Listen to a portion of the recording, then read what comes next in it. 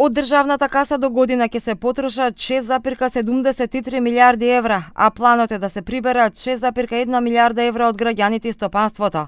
Владата го усвои предлог буџетот за 2026 година, кој ќе биде испратен во собранието. Планот е да се приберат повеќе пари од даноци и придонеси, да се заакне фискалната дисциплина. Издвоени се повеќе пари за плати, за пензии и за социјални трансфери. Со буџетот се обезбедува редовна исплата на плати и пензии, како и континуирана социјална заштита.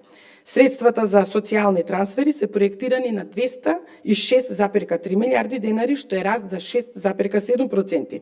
Платите изнесуваат 52,6 милиарди денари или 7% повеќе во однос на оваа година, во кој е опфатено зголемување на платите со порастот минималната плата.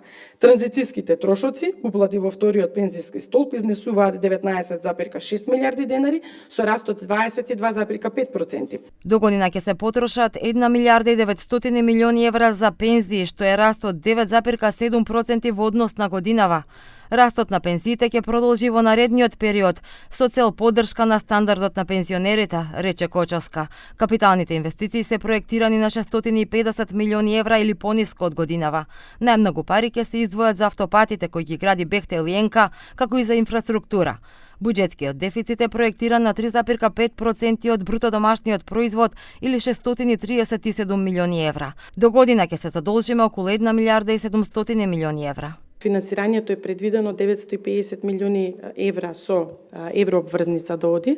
Дополнително, можеби тој дел и износ ќе се зголеми затоа што уште 350 милиони евра дополнително се предвидени странско задолжување и уште 400 милиони евра на домашниот пазар. Проекциите се БДП до година да порасне 3,8%, а инфлацијата да изнесува 2,5%.